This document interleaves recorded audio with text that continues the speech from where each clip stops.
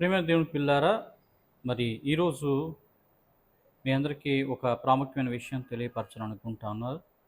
యేసుక్రీస్తు ప్రభువారు ఈ లోకానికి వచ్చడం ద్వారా మరి ఎంతమంది రక్షించబడ్డారు అనే ఒక ప్రశ్న లోకంలో కొంతమంది క్రైస్తవేతరులకు లేక క్రైస్తవ వ్యతిరేకులకు ఉంది కనుక, క్రీస్తు ప్రభువారు చెప్పినటువంటి మాటలు సరిగ్గా బైబిల్‌లో ఉన్న మాటలు చదివితే నశించుచున్న దాన్ని వెదకి రక్షించడానికి మనిషి కుమారుడు ఈ లోకానికి వచ్చారు గనుక ప్రభువు అందుకని ఆయన యొక్క మాటల్లో చెప్పిన మాట సర్వసృష్టికి వెళ్ళి నా సువార్తను ప్రకటించండి. కనుక సర్వజనులను నా శిష్యులుగా చెయ్యండి అని ఎందుకు అన్నానంటే, మరి సువార్త అనేది మనుషుల్లో మారుమనసు కలుగజేస్తుంది. మనుషులు పాపమును విడిచిపెట్టి పరిశుద్ధ క్రియల్లోనికి పాలిభాగస్తులవుతారు. అలాగే వారు దేవుని ఆజ్ఞలు పాటించడం ద్వారా ప్రభువునందు విశ్వసించడం ద్వారా వారు నిత్య జీవానికి వారసులవుతారు.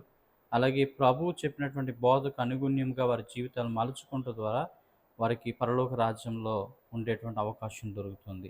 కనుక ప్రభువు అంటారు, ఎవడైనా నన్ను వెంబడింపకపోయిన యెడల వాడు తన్ను తాను ఉపేక్షించుకొని నా సిలువ ఎత్తుకొని నన్ను వెంబడింపకపోయిన యెడల నాకు పాత్రుడు కాడు అని సెలవిచ్చారు. కనుక మన ప్రాణము కంటే ఎక్కువగా మన ప్రాణనాథుడైన యేసు ప్రభువుని ప్రేమించడం ద్వారా మనం రక్షించబడతాం. విశ్వసించడం ద్వారా రక్షించబడుతూ నిత్య జీవానికి వారసులవుతాం. దేవుడి మాటలు మీ అంతరంగంలో దీవించును గాక. ఆమేన్.